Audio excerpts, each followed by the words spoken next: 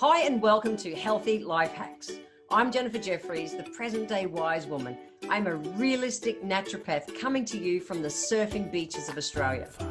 This show is for those of you who are wanting to really rock your life and rock your health and just live from a place of prevention, not waiting to get sick and tired and sucky. That's it. So let's get into today's episode. I don't know what to do. Oh my gosh, have you ever said, I don't know what to do? And it's like, really? There's something going on. It's just like, I just don't know what to do. Well, I want to reveal another piece of me and one of my strategies. And that is, for those of you watching this on the video on YouTube, I'm peeling off a note on my desk and it says, I do know. So, I keep things in front of my brain that I really want to trigger and keep as systems. And so for me, I know that every time I say, I don't know what to do, I actually do know. I'm just choosing not to do it. And you're thinking, nah, Jen, there really are some times where I don't know stuff. You know what?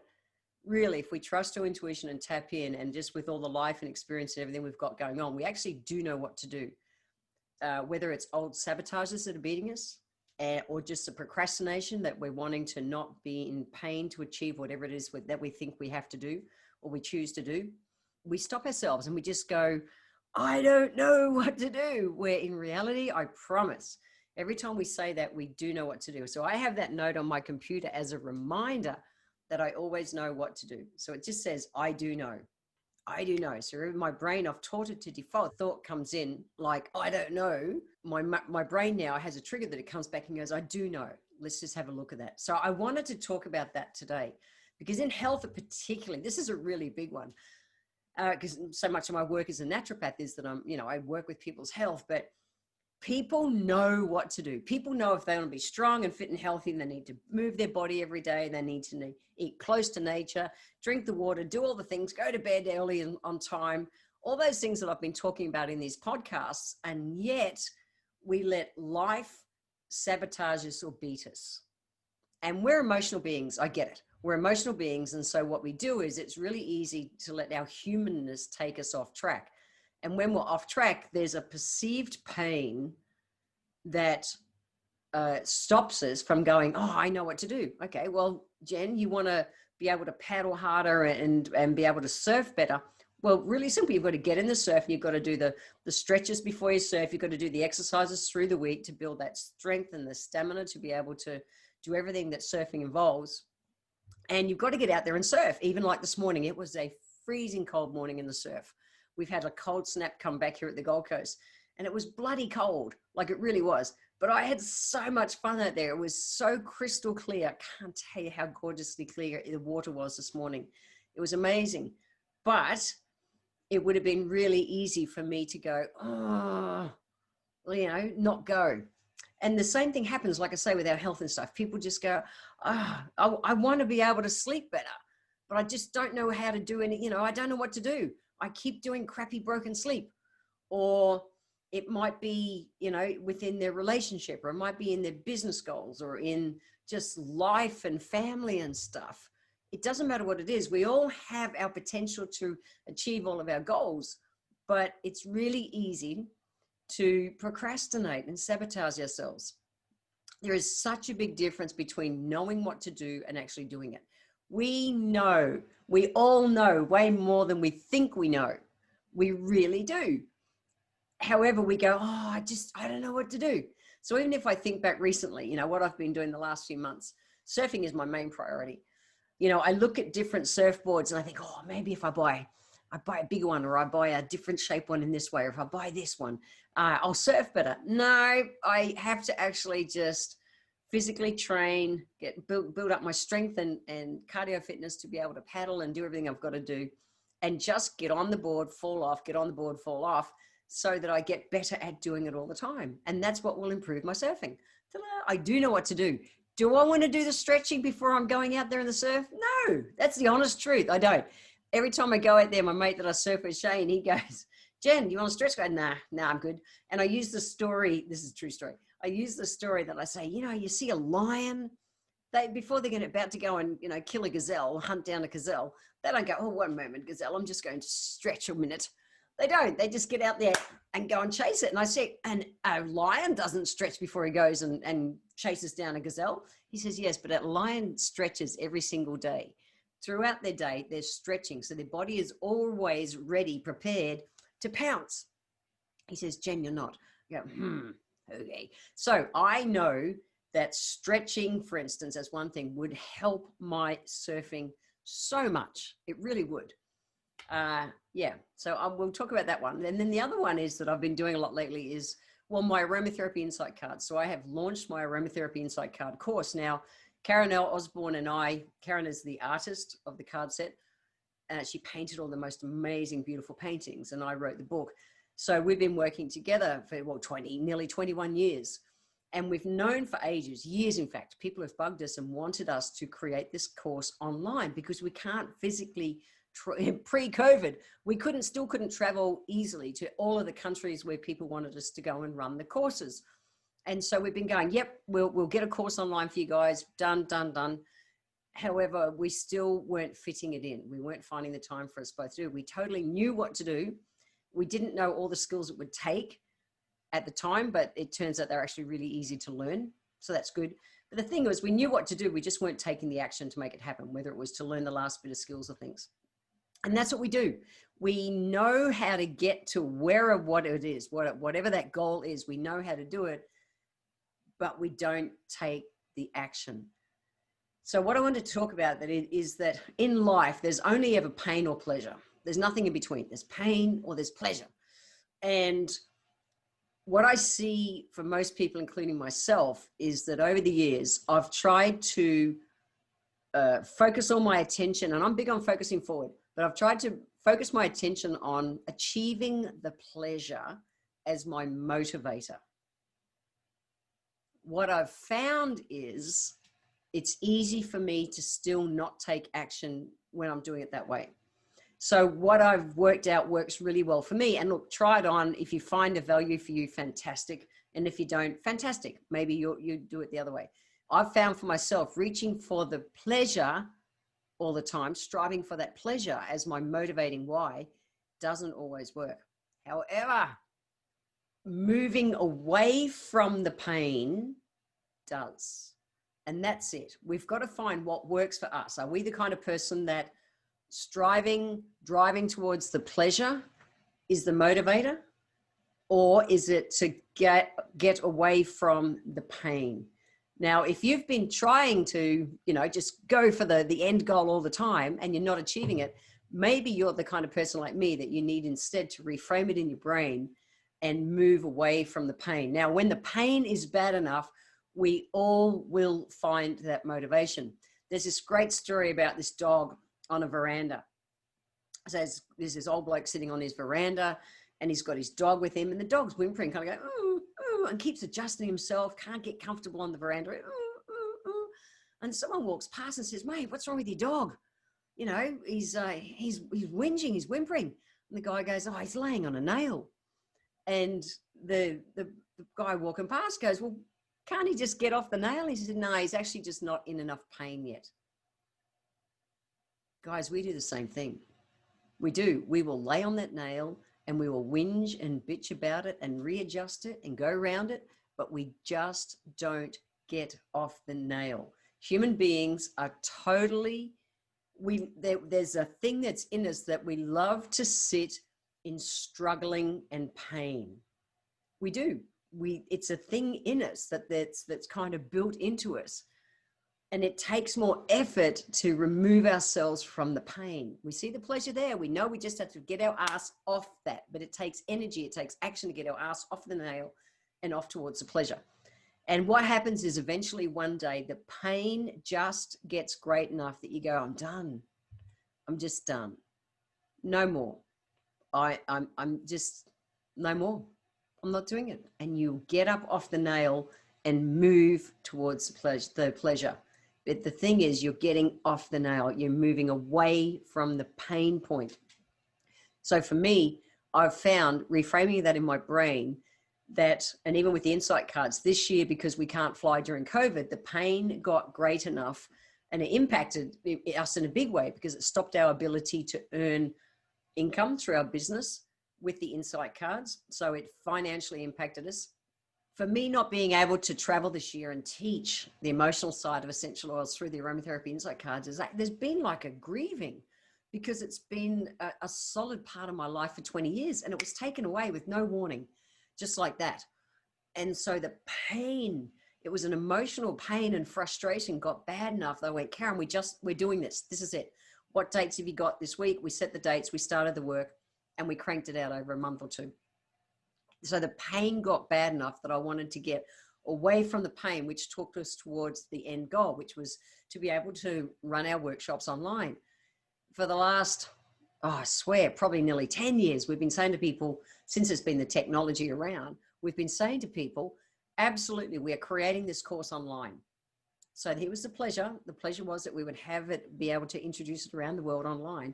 That wasn't motivating us. The pain eventually got that bad. So what is it for you? Is it something that you've been procrastinating on? You've been self-sabotaging? Is it towards your health? Is it around, energy or sleep or moods or weight or whatever it looks like that? Or is it with your business? Is it your relationships, your connectedness to people? Is it with your exercise? What is it? What is your thing? So have a think about it. And then what do you want to do? Have you been trying to focus on going to the pleasure and you're not finding the motivation to keep taking the consistent action to achieve your goal?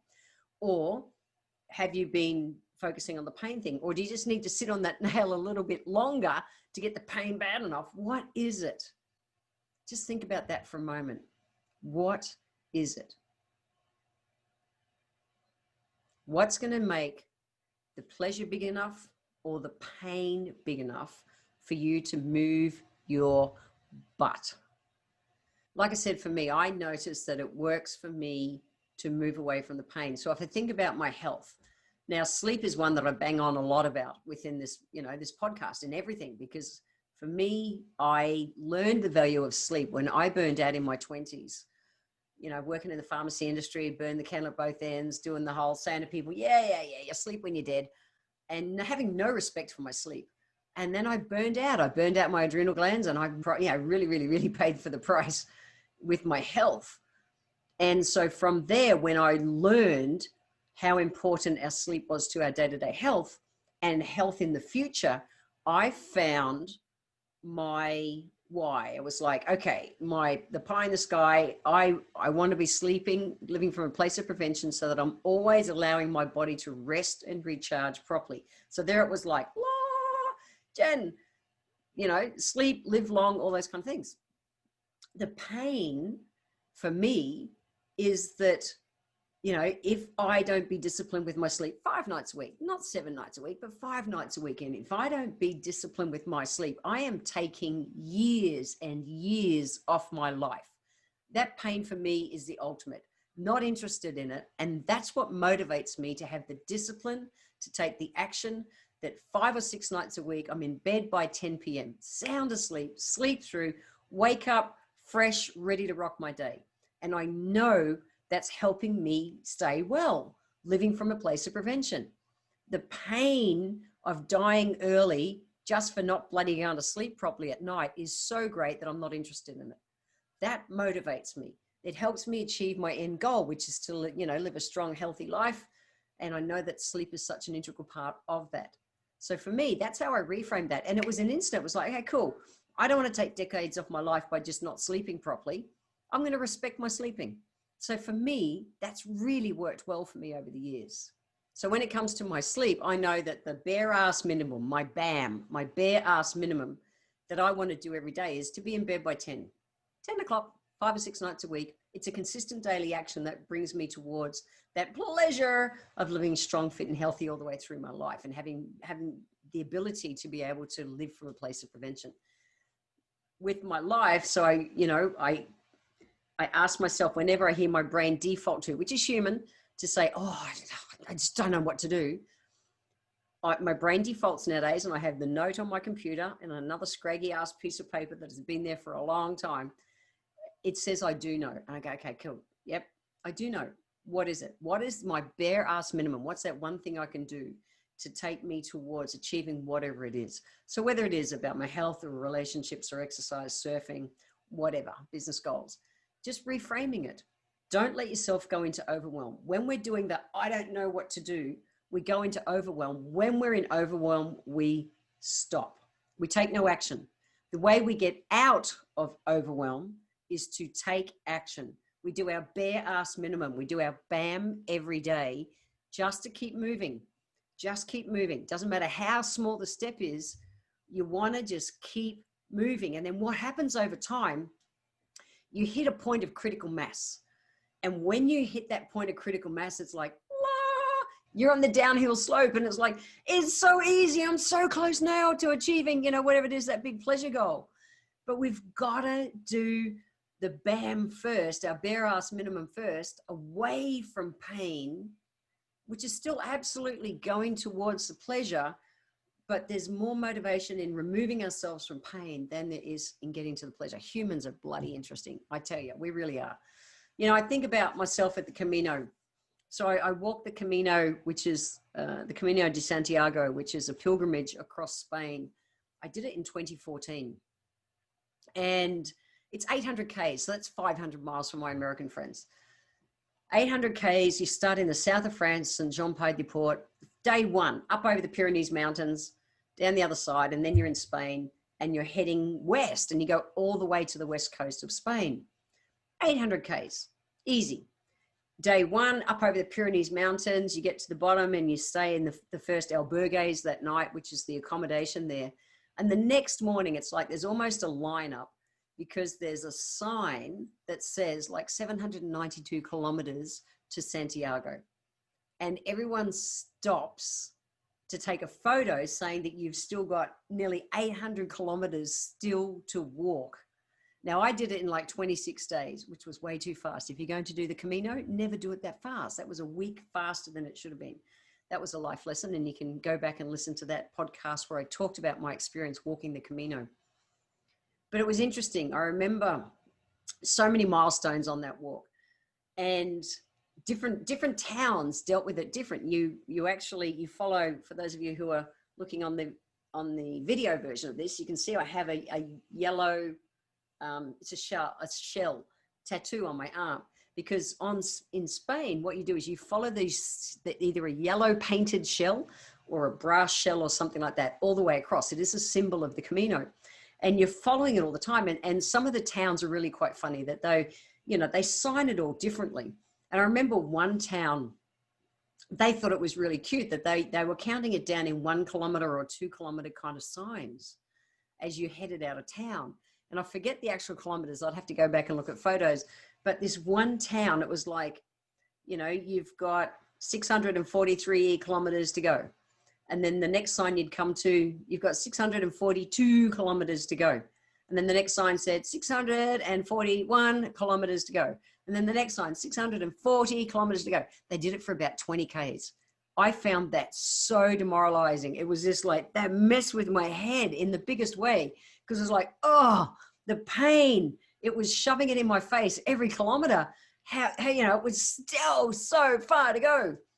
And then I remember the day that I reached about the halfway point. I had done more than 400 kilometers, and I thought, and then it would start saying like, 386 kilometers to go on. And I'm thinking, that's so close. I'll be there in 2 weeks. Like a week and a half, 386 kilometers. That's so close. It was amazing. The feeling that all of a sudden, because I'd reached that point of critical mass, I'd reached that halfway point, all of a sudden my brain went, woohoo! I was no longer going from the pain. I was now going to the pleasure, totally going to the pleasure. And this is the thing. We can't push towards the pleasure. If you push anything, you push for anything. People go, I'm pushing for my goals. Well, you can't. Energetically, if you're pushing, you push away. You don't want to push away, guys. If you're pushing, you push away. You want to simply take the steps, step, methodically towards any goal. Energetically, don't push. Stand certain that you'll achieve it. Take the action, all good. It has a totally different energy to pushing to achieve the goal. So for me, with the Camino, as much as it was so much fun to get that very first day photo or day 2 photo in the morning, next to the sign that had so many kilometers to go, nearly 800 kilometers to go. It was such a trip to hit the halfway mark and realize, woohoo, downhill slope. It's all easy from here. And I still had a ton of walking to do, but my brain saw it differently. That's what I wanted to leave you with today. Stop trying to push your way to achieve your goals, whether it is, health, relationships, business, whatever your goal is. Be certain, take the action consistently away from the pain. Get off the nail, do your bare ass minimum off the nail and move towards your pleasure. Has a total different response in your body. So I'm leaving you with 3 healthy life hacks today. They are, the first one is identify what your pain is and your pleasure. So it's something that you've been wanting to achieve and you've been holding yourself back. Whether you want to call it procrastinating or old sabotages or whatever, it actually doesn't matter. Identify what you're wanting to achieve. Is it about your health? Is it about having great sleep? Is it about having great moods? Is it about having great weight? Is it achieving a fitness goal? Me surfing 5 days a week, achieving a business goal or a relationship goal or an exercise goal, whatever that is, identify it. What's the pleasure? What's the pain? Healthy life hack number 1 is to identify it. Once you've identified it, you can reframe it. Healthy life hack number 2 is, what is your BAM? What is your bare ass minimum that you can do daily to move you away from your pain point? That's number 2. And healthy life hack number 3 is to just do the BAM, guys. Just do your bare ass minimum and start moving. You will hit that critical mass. You will achieve your goals, and life can be easy. We don't have to struggle. We don't. It's an old conditioning. Just do your bare ass minimum every day. Never give up, never surrender, never give up, never surrender. Simply keep moving forward. If you would like to be able to get the show notes for today's show, easy. Head over to healthylifehacks.com.au and you can download them there, easy as. And in the next show, guys, let's talk about sex, baby. Let's talk about you and me. We are going to talk about all things sex from a naturopath's perspective. If your libido's been dragging a little bit lately, we're going to talk about all that kind of stuff in the next show. Remember to subscribe to the podcast so that you always catch the next show. I want to thank you for being here today. If you enjoyed this episode, feel free to share it with your friends and scroll down to the comment section, guys. It's below the description of the video, because click into the line that says add a public comment, add your comment, click the comment box, and every month I draw one lucky person who leaves a comment down below to have a free 1-hour consultation with me. Also, be sure to subscribe to the show and like it so that you're always catching that next episode.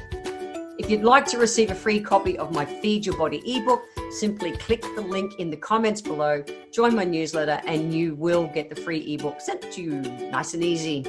So I welcome your emails. You can write to me at podcast@healthylifehacks.com.au. Until next time, guys, remember that when it comes to life, live it, love it, and get on with it.